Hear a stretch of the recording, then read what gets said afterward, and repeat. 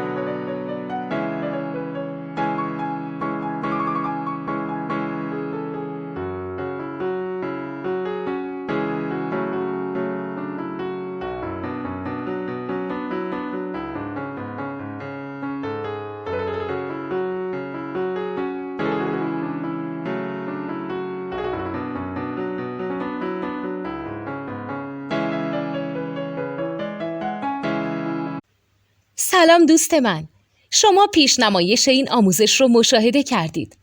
برای دیدن آموزش به صورت کامل میتونید به وبسایت نوت 2 که مرجع آموزش موسیقی هست مراجعه کنید.